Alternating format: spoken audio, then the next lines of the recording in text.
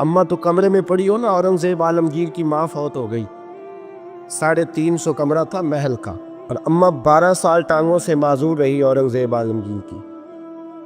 اماں 12 سال کمرے سے نکل نہیں سکی، ساتھ ہی واش روم تھا یا جو بھی اس دور میں طریقہ تھا۔ اورنگزیب جب محل میں آتے تھے تو پھر بھی سیدھے اماں کے پاس جاتے تھے، اور جب واپس نکلتے تھے پھر بھی اماں کے ساتھ۔ اورنگزیب کی ماں کا جنازہ اٹھا تو اورنگزیب نے رونا شروع کیا، پھر سالوں بیت گئے پر اس کے آنسو خشک نہیں ہوتے تھے۔ ایک شخص نے کہا تیری کوئی انوکھی مر گئی ہے، ساری دنیا کی مرتی ہیں؟ اس نے کہا میں بادشاہ ہوں، 24 گھنٹے لوگوں کا آنا جانا ہے، بڑے دبدبے ہیں، بڑے ڈیرے داریاں ہیں، بڑی بھینسیں، بڑی گائے، بڑے کھانے والے، بڑے لانگری۔ میری ماں بوڑھی تھی، ایک کونے میں پڑی رہتی تھی، پر جب سے وہ گئی ہے یہ مجھے محل نہیں لگتا، مجھے قبرستان لگتا ہے، مجھے لگتا ہے یہ قبرستان ہے۔ ماں اور باپ تو تیری نعمت ہے بھائی۔ بخاری شریف میں حدیث موجود ہے، حضرت اسماء کہتی ہے میری مشرکہ ماں مجھ سے ملنے آئی کئی سالوں کے بعد، دروازے کے باہر آ کے اماں نے آواز دی اسماء تیری ماں آئی ہے۔ حضرت اسماء تیزی سے اٹھی، ماں ملی ہے نا کئی سالوں کے بعد، لیکن جا کے بغل گیر نہیں ہوئی، بلکہ اماں دروازے پہ تھی تو جناب اسماء نے اندر سے کنڈی لگا لی، دوڑ کے اٹھ کے کنڈی لگائی اور کہا جاؤ حضرت عائشہ صدیقہ کو میرا پیغام دو کہ محبوب سے پوچھ کے بتائیں کہ مشرکہ ماں آئی ہے، اگر نبی پاک کہیں گے تو اماں سے ملو گی، اس لیے کہ میرا سارا کچھ میرے نبی سے وابستہ ہے، میرا سارا کچھ محبوب کے قدموں سے وابستہ ہے، حضور اجازت دیں گے، یہ بخاری مسلم میں موجود، تیر ملوں گی۔ تو حضرت اسماء کا جب پیغام گیا تو نبی پاک علیہ السلام نے فرمایا وہ مشرکہ ہے تو خود ہی اللہ اس سے پوچھ لے گا، اسماء سے کہو تمہاری تو ماں ہے نا، تم تو ملے نا، میرا ابا جی ظالم ہی بڑا ہے، حضرت جی آپ کو نہیں پتا بڑے ظالم ہے، انہوں نے میرے ساتھ بڑی زیادتیاں کی ہیں۔ او بھائی میرے محبوب سے بھی ایک صحابی نے کہا تھا یا رسول اللہ آپ کہتے ہیں والدین کی فرما برداری کرو، تو اگر والدین ظلم کرے، والدین اگر ظلم کرے، میرے محبوب کی زبان سے ایک حرف بھی کبھی فضول نہیں نکلا، بلکہ رب جب فرماتا تھا تو محبوب بولتے تھے، اس نے ایک دفعہ کہا حضور اگر والد ظلم کرے، نبی پاک نے 3 دفعہ فرما او یظلمو او یظلمو او یظلمو، اگر وہ ظلم بھی کرے ظلم بھی کرے ظلم بھی کرے تو پھر بھی تو نے ماں باپ کی فرما برداری کرنی۔ 3 دفعہ محبوب نے ارشاد فرما۔ حضرت اسماء کہتی ہے حضور نے فرمایا تیری تو والدہ ہے نا، تو میل۔ پھر پیغام بھیجا کہ یا رسول اللہ وہ کچھ تحفے بھی لائیں گے، اگر اجازت ہو تو قبول کروں، فرمایا تیرے لیے اجازت ہے۔ حضرت اسماء اتنی مضبوط مسلمان تھی کہ اماں مشرکہ تھی، لیکن اس کے قریب جانا انہوں نے پسند نہ کیا جب تک حضور اجازت نہ دے۔ فرماتی ہیں جب میرے ابا جی ہجرت کے لیے جانے لگے نا غار ثور پہ تو میری ڈیوٹی لگا گئے، کہنے لگے بیٹی تو بڑی ہے، پیچھے ذرا خیال رکھنا۔ کہتی ہیں 60,000 دینار تھے گھر میں، والد گرامی جب گئے تو ہر چیز ہی ساتھ لے گئے، ایک پیسہ نہیں چھوڑ کے گئے۔ کہتی میرے دادا نابینا تھے حضرت ابو قحافہ، بعد میں مسلمان ہو گئے، وہ آئے اور آ کے کہنے لگے اسماء تیرا ابا سارا کچھ لے گیا ہے، کچھ چھوڑ کے بھی گیا ہے۔ تو کہتی ہے میں پریشان ہو گئی، کیا جواب دوں، دادا جی بوڑھے یہ تو احتجاج کریں گے۔ کہتی ہے کہا نہیں نہیں بڑی خیر ہے، بڑا کرم ہے، کہا نہیں مجھے بتا کچھ چھوڑ کے گیا ہے، مجھے امید نہیں ابو بکر کچھ چھوڑ کے جائے گا، اور جب محمد ابن عبداللہ صلی اللہ علیہ وسلم پہ خرچ کرتا ہے تو ہر چیز ہی لٹا دیتا ہے، بتا کچھ چھوڑ کے گیا ہے۔ تو حضرت اسماء کہتی دادا جی بوڑھے تھے تو مجھے تجویز آئی، میں جلدی جلدی سے اٹھی، چھوٹے چھوٹے روڑے میں نے گھڑے میں رکھے، اس کے اوپر میں نے ٹاٹ ڈال دیا، میں نے کہا دادا جی پیسے ہیں، ان کا بازو تھام کے تو میں نے وہاں لگا دیا ٹاٹ کے اوپر۔ کہتی ٹاٹ کے اوپر لگایا، یہ نہیں بتایا نیچے کیا، میں نے کہا یہ دیکھیں، کہنے لگی اچھا اچھا ٹھیک ہے، میں نے یہ نہیں کہا پیسے ہیں، غلط بات بھی نہیں کی، اے دیکھیے۔ کہتی ہیں دادا جی کو تسلی ہو گئی، وہ مطمئن ہو گئے، وہ مطمئن ہوئے تو میری آنکھوں میں آنسو آ گئے، میں رو پڑی۔ میں نے کہا دیکھو رب کریم اس عمر میں مجھ سے کیسی خدمتیں لے رہا، جوان بیٹی، یہ ہمارا ہستا بستا شہر ہے اور سارے اپنے ہیں ہم آپس میں، لیکن کسی کی جوان بچی اس محلے دار سے جس کو وہ بچپن سے جانتی ہے، کونے میں جوان بچی 20-22 سال کی اگر ماچس لینی چلی جائے تو شور ہو جاتا ہے. وہ بیٹی نکل آئی ہے جی، ابا جی شام کو گھر آئے تو محلے دار غیبت کریں گے. بیٹی تیری جوان وہاں کھڑی تھی، آج سبزی لینے آئی تھی ماچس لینے، ابا درا نکال لیتا ہے. بیٹی کیسے باہر چلی گئی؟ بھئی اپنا محلہ ہے، سارے اپنے لوگ ہیں، کیوں پھر بھی نہیں جا سکتی؟ کیسے گئی؟ 5413 فٹ اونچی غار ہے غار ثور. اور جب ہم وہاں جاتے ہیں تو تجربہ کار حاجی مشورہ دیتے ہیں، کہتے ہیں سویرے سویرے جانا فجر کی نماز کے وقت، ورنہ دوپہر میں جانا بڑا مشکل ہوتا ہے. 3 بوتلیں بغل میں پانی کی، رستے میں 4-5 جگہ جو ہے وہ بیٹھنے کی جگہ بنی ہوئی ہے، وہاں ڈھابے ہیں چائے کے، بوتل کے، پانی کے، رستے بن گئے. لیکن جب حضرت صدیق اکبر نبی پاک کو لے کے گئے کوئی رستہ نہیں تھا، دشوار گزار گھاٹی تھی. کہنے لگے محبوبہ آپ کو تکلیف ہوگی، آپ میرے کندھوں پہ بیٹھ گئے. پبا پہاڑ قدم نہیں جے لاؤندا تے 100 پہاڑ تے چڑھیا جاندا، او پہ جاندا دے یار نبی دا، اے اصلی دلدار نبی دا. حضرت صدیق اکبر حضور کو لے گئی، ڈیوٹی لگائی، فرمایا اسماء میں نہیں چاہتا، پریشانی جتنی مرضی ہے، ایمرجنسی جتنی مرضی ہے، پر میری محبت گوارا نہیں کرتی کہ حضور سرکی اور کھجور پہ گزارا کرے. بیٹے تازہ کھانا پکا کے پہنچانا. 5413 فٹ اونچی غار اور دن کو ڈر آئے. حضرت اسماء کہتی ہے میں روز تازی روٹی پکاتی، کھانا تیار کرتی، جب دنیا سو جاتی تو میں پہنچا کے آتی. کون حضرت ابوبکر صدیق کی محبت کا اندازہ کرے گا؟ کون اس گہرائی تک جائے گا؟ حضرت اسماء کہتی ہے ایک دن کپڑا ہی کوئی نہیں تھا گھر میں، عورتیں نا سینہ بند باندھا کرتی تھی، عرب کے لوگ کھلے کپڑے پہنتے تھے تو کمر بند باندھتی، اسے نطاق کہتے. حضرت اسماء کہتی ہے میں نے اسے پھاڑا، آدھے میں روٹی باندھ لی اور آدھا میں نے کمر کے ساتھ باندھ لیا. جب لے کے گئی نا، یہ بخاری ہے، تو حضور نے دیکھا، حضرت ابوبکر نے دیکھا کہ بیٹے تو سینہ باندھ ہے. کہا ابا جی آدھا وہاں ہے، آدھا میں نے باندھا ہوا ہے. تو محبوب نے فرمایا تو ذات النطاق ہے نا، تو 2 کمر بند والی ہے. فرماتی ہے میرا نام ہی پڑ گیا اس سے، 2 کمر بند والی. حضرت اسماء روز کھانا پہنچاتی، محبت بڑے امتحان لیتی ہے. کہتی ہے میں بڑے وقار والے گھر کی مالک تھی، میرے والد قبیلے کے سردار تھے، کاروبار کرتے تھے تو دولت بھی میں نے ہمیشہ دیکھی تھی، کسی کی طاقت نہیں تھی بری نظر سے دیکھ سکے. لیکن حضرت اسماء کہتی ہیں رب کریم نے ہم سے آزمائش بھی. دوسرا دن تھا، حضور کو غار ثور میں گئے تو ابو جہل دروازے پہ آیا، بہت سارے کفار اس کے ساتھ تھے. او بھائی اس کیفیت کو ذرا سمجھ تو صحیح، اس انداز کو کبھی سمجھ تو صحیح، کس بات کی دشمنی لے رہے تھے؟ حضرت صدیق اکبر نے کس طرح کے امتحانات دیے؟ سارے کفار کٹھے ہو کے کہتی ہیں میرے دروازے پہ آ گئے، دستک دی، میں باہر آئی. ابو جہل کہنے لگا کہاں گیا ہے تیرا والد محمد ابن عبداللہ کو لے کے صلی اللہ تعالی علیہ وسلم، کہاں گئے؟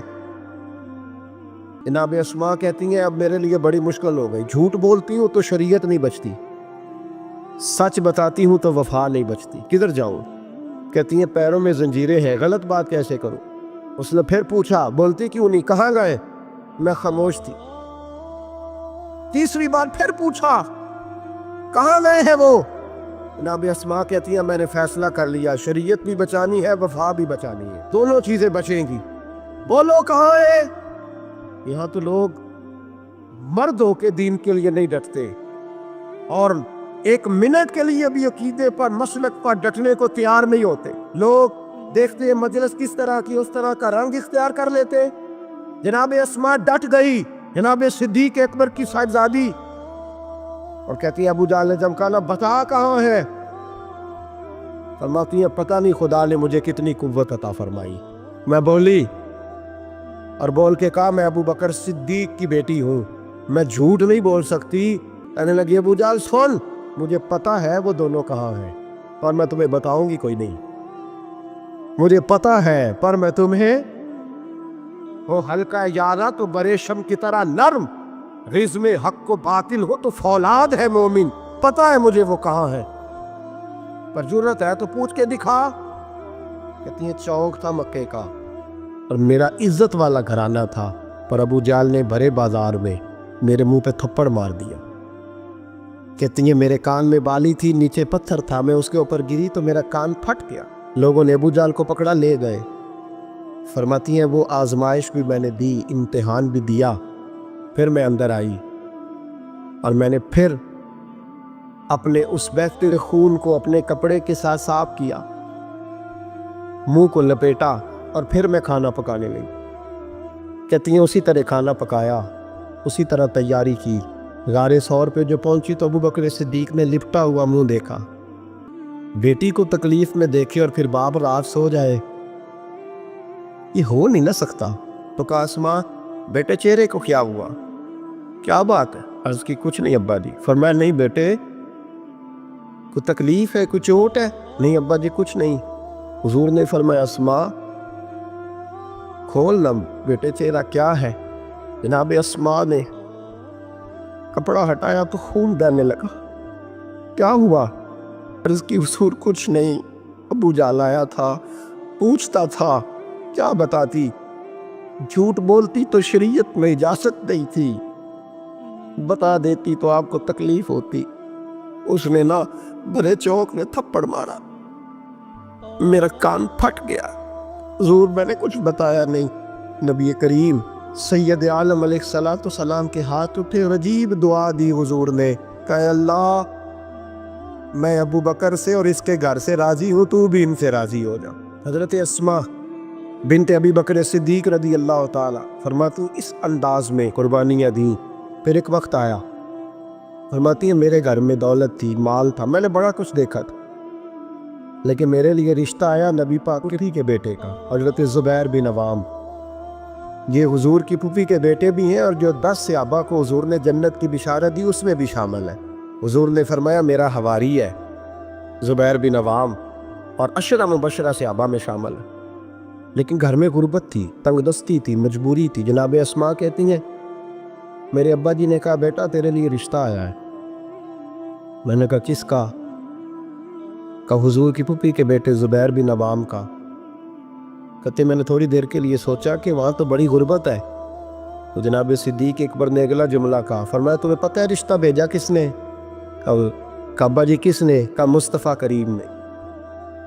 जनाब अस्मा कहने लगी फिर आपको मुझसे पूछना नहीं चाहिए था, फिर हुजूर ने पसंद किया है, महबूब ने, इतने मेरे नसीब। हजरत अस्मा कहती है मैं उस घर से गई थी जहाँ 3 गुलाम हर वक्त होते थे, और ये बुखारी मुस्लिम में आपको मिलेगा। बेटियों की तरबियत हम करते हैं तो कहते हैं ओ ससुराल में काम करना पड़ता है, सवेरे उठना पड़ता है, ऐसे करना पड़ता है। सुनो जनाब सिद्दीक अकबर रईस मक्का और मदीना की बेटी फरमाती है मैं जब ज़ुबैर बिन अवाम के घर में गई तो मैं आटा भी गूंथती थी, मैं कपड़े भी धोती थी। महबूब ने मेरा रिश्ता कराया ना। फरमाती है मैं चक्की भी पीसती थी। फरमाती हैं ज़ुबैर बिन अवाम ने घोड़ा रखा हुआ था, वो जब बाहर जाते तो मैं घोड़े के लिए चारा भी काट के लाती थी, मैं उस घोड़े को भी संभालती थी, मेरे हाथों में छाले पड़ जाते। एक दिन मेरे अब्बा जी ने देख लिया। अबू बकर सिद्दीक बड़े परेशान हुए। कहती हैं उन्होंने जाके महबूब की बारगाह में अर्ज़ की हुजूर अगर आप इजाज़त दें तो मैं ज़ुबैर को एक गुलाम ना दे दूँ, मेरी बेटी काम करती है, उसके हाथों में मैंने छाले देखे, एक गुलाम ना दे दूँ। डायरेक्ट हज़रत ज़ुबैर बिन अवाम से नहीं कहा कि तू इतना काम कराता है, झगड़ा नहीं खड़ा कर दिया। कहती हैं एक गुलाम हुजूर के ज़रिए जनाब अबू बकर सिद्दीक ने भेजा। अब वो बाहर के काम संभालने लगा, घोड़े को चारा डाल देता, कुछ सौदा सरफ ला देता। कहती मुझे यूँ लगा जैसे मैं आज़ाद हो गई। गुर्बत भी थी। ज़ुबैर बिन अवाम नेक बड़े थे पर तबीयत के ज़रा सख्त थे। एक दिन अब्बा जी आए तो मैंने कहा हुजूर और तो कुछ चीज़ नहीं चाहिए, थोड़ी सख्ती है तबीयत में। तो कहते हैं मेरे वालिद ने ये नहीं कहा मैं पूछूंगा, मैं हुजूर से बात करूंगा। कहने लगे बेटी सब्र कर, बेटी बेटी सब्र कर, तेरा खामद नेक है, अगर तू उसकी रिजा में दुनिया से गई तो रब तुझे बगैर हिसाब जन्नत अता फरमा देगा। और खामद की परहेजगारी भी तो देखो ना भाई, सिर्फ दौलतों की जरूरत है, सिर्फ इन चीजों की जरूरत है, उसकी परहेजगारी भी देखो। अब इस्मा कहते हैं उसके बाद मैंने शिकवा नहीं किया। उसके बाद दोबारा शिकवा, सखी बड़ी थी हजरत अस्मा, حضرت عبداللہ بن زبیر آپ کے بیٹے تھے. کسی نے ان سے پوچھا کہ آپ کی والدہ کا کیا حال تھا؟ تو فرماتے میں اماں کو مصلے پہ چھوڑ کے گیا, عبادت کر رہی, عبادت گزار بڑی تھی, مصلے پہ چھوڑ کے گیا. فرماتے میں ظہر کے وقت گیا اور عصر کی نماز کے بعد آیا تو میری اماں ابھی بھی مصلے پہ بیٹھی تھی اور رب سے معافی مانگ رہی تھی. کہتے بڑی سخی تھی. اور میری خالہ سیدہ عائشہ بھی بڑی سخی تھی. حضرت عبداللہ بن زبیر فرمانے لگے دونوں میں ایک فرق تھا. حضرت عائشہ جب سخاوت کرتی تو کچھ پیسے جمع کر لیتی, ایک ہفتے کے پیسے جمع کر کے جوڑ کے کہتی چلو کسی غریب کا کچھ بن تو جائے. لیکن حضرت اسماء رکھتی نہیں تھی, کہتی تھی روز ہی دینے ہیں, چاہے ایک دینار آرنگ میں موجود ہے. جب ان سے پوچھا گیا ایسا کیوں کرتی ہو تو کہتی ہے میں ایک دن نبی پاک کی بارگاہ میں نا کچھ پیسے دینے لگی تو میں نے 2-3 دفعہ گنے, کہا حضور یہ کچھ دینار رکھ لے. تو محبوب فرمانے لگے اسماء اللہ کے رستے میں گن گن کے نہ دے, ورنہ وہ بھی تجھے گن گن کے ہی دے گا. تو اس کے رستے میں بے حساب دے, وہ بھی تجھے بے حساب ہی عطا فرمائے گا. اور بچا بچا کے نہ رکھا کر, دے دیا کر. تو اس کے رستے میں دیتی رہ, رب بھی تجھے دیتا ہی رہے گا. ہم چونکہ گن گن کے دیتے ہیں نا, اس لیے ہم اس فلسفے کو سمجھتے نہیں. گن گن کے دو گے تو گن گن کے ملے, بے حساب دو گے تو اللہ بھی بے حساب ہی دے گا. حضرت اسماء کی سخاوت, پرہیزگاری. فرماتی ہیں کہ میں جب مدینہ منورہ ہجرت کر کے سب لوگ چلے گئے تو مسلمانوں کے گھر میں نا بیٹیاں پیدا ہوتی تھی. تو یہودی عورتوں نے شور کر دیا کہ ہم نے جادو کر دیا, ان کے ہاں بیٹا نہیں ہو سکتا. تو جناب اسماء بنت ابی بکر صدیق رضی اللہ تعالیٰ عنہ فرماتی ہیں سب سے پہلا بیٹا مدینے میں اللہ نے مجھے عطا فرمایا. کہتی ہے میں نے کہا جاؤ اس کے نانا کو خبر کرو. نانے دادے پیار زیادہ کرتے ہیں, نانیاں دادیاں پیار زیادہ کرتے. تو کہتی ہیں کہ میں نے نا کہا جاؤ نانا کو خبر کرو. تو کہتے جناب صدیق اکبر دوڑے آئے تو پہلے دن کا بچہ ہی اٹھا کے لے گئے. ابا جی بات تو سنے, عمر ٹھہر جا سن لیتے. کہتے لپیٹا میرے عبداللہ کو لے گئے اور سارے مدینے کی گلیوں میں شور کر او یہودیوں نکلو باہر دیکھو, تم کہتے تھے جادو کر دیا ہے, اللہ نے ہمیں بیٹا عطا فرما دیا ہے, دیکھو اللہ نے بیٹا دیا. کہتی پھر سارا مدینہ گھما کے نا تو مصطفیٰ کے پاس لے گئے. کہا یا رسول اللہ دیکھے اللہ نے نواسا دیا ہے. کہتی ہیں میرے بیٹے ابھی میں نے دودھ بھی نہیں پلایا تھا, میں نے کہا لے گئے ابا جی اور واپس بھی نہیں لائے. کہتے حضور کے پاس جب لے کے پہنچے تو نبی پاک نے کھجور منہ میں رکھی, اسے دانتوں کے ساتھ اس طرح چبایا کہ ذرے ذرے میں حضور کا لعاب دہن شامل ہو گیا. وہ کھجور حضور کے لعاب دہن میں گویا گون دی گئی. فرماتی ہیں اس کو نکال کے تو محبوب نے میرے بیٹے کو گٹی عطا فرمائی, عبداللہ نام رکھا.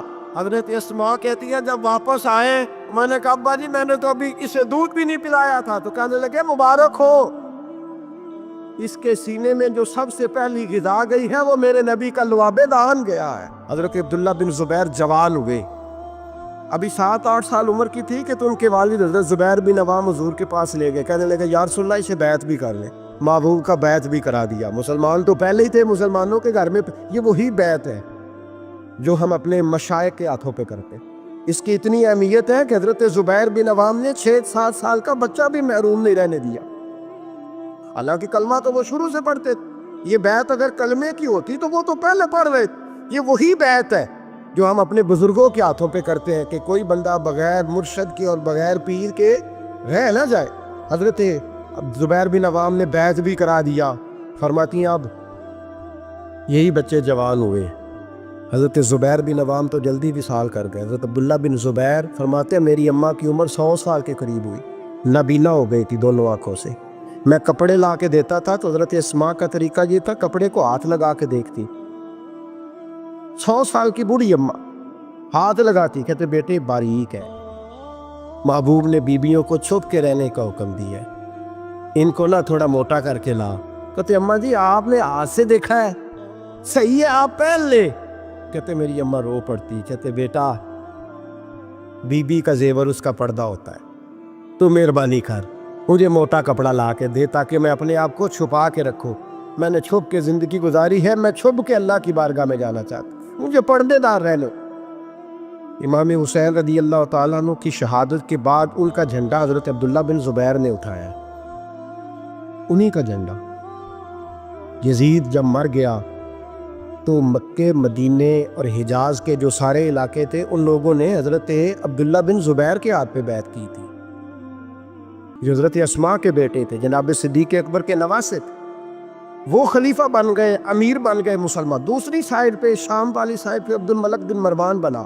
اس نے یہ جو تعمیر کعبہ ہوئی ہے نا دوبارہ سے، جن بنیادوں پہ اب کعبہ ہے، انہی بنیادوں پہ حضرت عبداللہ بن زبیر نے بیت اللہ کو بھی دوبارہ تعمیر کروایا تھا، کیونکہ یزید کی فوجوں نے جب حملہ کیا تو بیت اللہ کے کچھ حصے شہید ہو گئے، تو جناب عبداللہ بن زبیر نے اسے بھی دوبارہ بنوایا۔ عبد الملک بن مروان نے حجاج بن یوسف کو ان کے مقابلے میں بھیجا، لڑائی ہونے لگی، 5.5 مہینے جنگ ہوتی رہی۔ حضرت عبداللہ بن زبیر کی فوجیں کچھ تو شہید ہو گئے، لوگ کچھ بکھر گئے، آپ اکیلے رہ گئے۔ کہتے میری 100 سال کی بوڑھی اماں، میں اماں سے مشورہ کرنے آیا، حضرت اسماء سے۔ بچے اس لیے بزدل ہوتے ہیں کہ باپ انہیں دلیری سکھاتا ہی نہیں۔ کہتے 100 سال کی بوڑھی اور نابینا اماں، کیوں نہیں بچے جہاد کے لیے تیار ہو رہے؟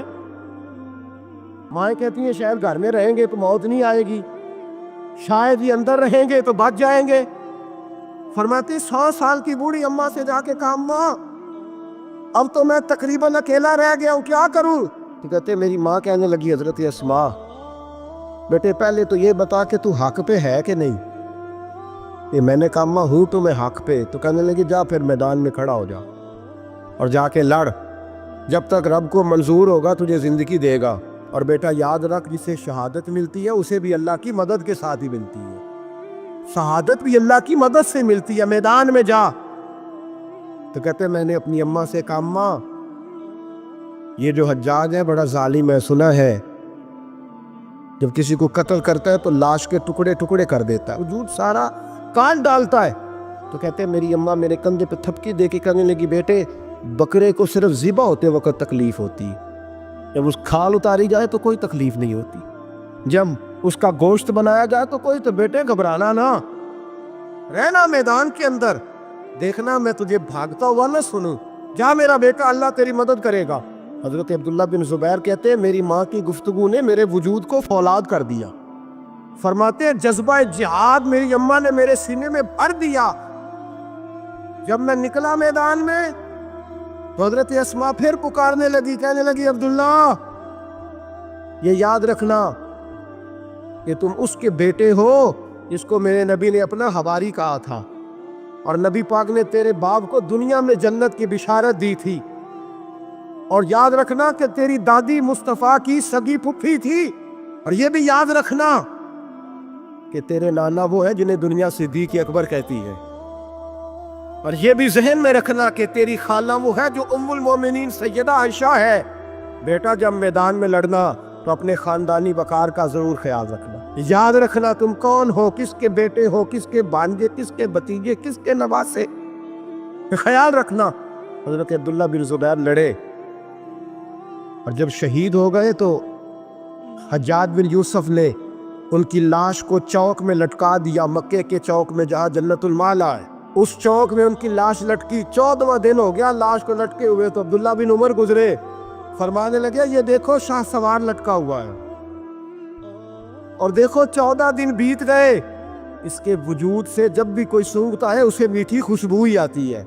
اور عبداللہ بن عمر فرمانے لگے خوشبو کیوں نہ آئے، اس کے وجود میں جو پہلی غذا گئی تھی وہ مصطفیٰ کا لعاب دہن داخل ہوا تھا۔ 14 دن گزر گئے، حجاج نے پیغام بھیجا حضرت اسماء کو میری بات سنو۔ آپ فرمانے لگی میں تو کسی کے پاس نہیں جاتی، اور میں سرداروں کو کیا سمجھتی ہوں، جا دوڑ جا۔ کہنے لگا میں زبردستی بلوا لوں گا۔ فرمایا طاقت ہے تو بلوا کے دیکھ، میں ابو بکر کی بیٹی ہوں۔ حجاج خود ملنے آیا اور آ کے کہنے لگا میرے بارے میں آپ کا کیا خیال ہے؟ تو حضرت اسماء کہنے لگی خیال کیا ہونا ہے، نبی پاک نے فرمایا کہ میری امت میں ایک کذاب آئے گا، ایک قاتل آئے گا۔ کذاب مختار سقفی تھا اور قاتل تو ہے۔ کہنے لگا تجھے پتہ نہیں چلا میں نے تیرے بیٹے کا کیا حال کیا؟ وہ جا کہتے ہیں ایسا جملہ کا حضرت اسماء نے کہ میری سوچ ہی بدل دی۔ میں نے کہا دیکھا میں نے تیرے بیٹے کا کیا حال کیا؟ تو حضرت اسماء کہنے لگی تو نے تو صرف اس کی دنیا خراب کی ہے، اس نے تو تیری آخرت خراب کر دی ہے۔ یہ سمجھ نہیں آئی؟ تو نے دنیا خراب کی، اس نے تو تیری آخرت خراب کر دی، ابھی تو سمجھا نہیں؟ تو کہنے لگا اماں تو بوڑھی ہے، تجھے شاید پتہ نہیں کہ تیرے بیٹے کی لاش لٹکی ہوئی ہے۔ تو کہتے ہیں حجاج کہتے ہیں حضرت اسماء کہنے لگی شکر ہے اللہ کا، شکر ہے اللہ کا، میرے بیٹا لٹک تو گیا ہے پر کسی ظالم کے آگے جھکا تو نہیں نا، شکر ہے اللہ کا۔ اور کہنے لگی شاہ سوار لٹکے ہی ہوتے ہیں، جو شاہ سوار ہوتے ہیں وہ سواریوں پہ ہی ہوتے ہیں، حجاج جا۔ حجاج بن یوسف کہتا ہے جب میں باہر نکلا تو بڑی بڑی تلواریں میرا سر نہیں جھکا سکی تھی، پر حضرت اسماء کے جملوں نے میری گردن جھکا دی۔ لوگ مجھ سے پوچھتے تھے فاتح کون ہے؟ آپ کے عبداللہ۔ تو حجاج کہتا ہے نہ میں اور دوسروں کو تو وہ ماننے کو تیار ہی نہیں تھا نا۔ کہتا ہے فاتح دیکھنا ہے تو وہ ابو بکر کی بیٹی اندر بیٹھی ہے، وہ سب سے زیادہ فاتح، وہ فاتح ہے، اس کا حوصلہ جوان ہے، جس کے سینے میں ایمان کی قوت تگڑی ہے، جو آج بھی ان اصولوں پہ قائم ہے جو مصطفیٰ نے دیے تھے۔ حضرت اسماء اپنے بیٹے کے شہادت کے 3-4 دن کے بعد ہی وصال کر گئی۔ 100 سال کی اسماء کا جب جنازہ اٹھا تو پھر دیکھا مکے کے لوگوں نے اور مدینے کے لوگوں نے کہ بادشاہوں کے جنازے میں اتنی خلقت نہیں آتی جتنی اس خاتون کے جنازے میں لوگ آئے، اور لوگ کہہ رہے تھے آج وہ خاتون دنیا سے گئی ہے جس خاتون نے اپنی زندگی کے 80 سال رسول اللہ کے دین کو دیے۔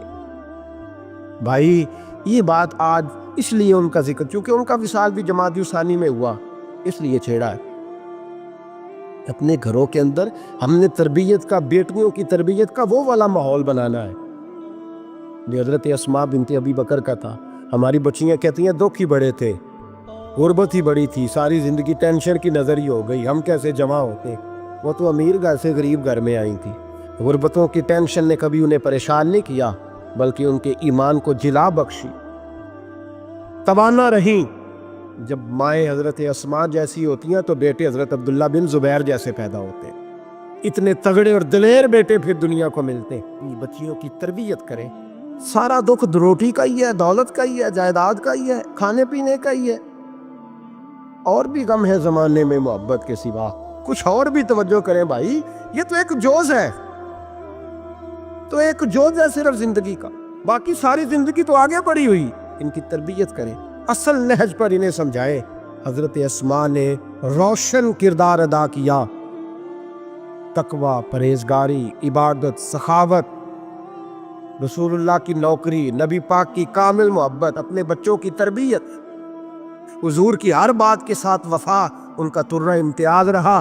وہ ہمیں سبق دے کے گئیں اگر دنیا میں زندہ رہنا ہے تو محبوب کے بن کے رہو، زندہ رہو گے، تابندہ رہو گے، پائندہ رہو گے، ہمیشہ مدحت خیر الانام میں گزرے۔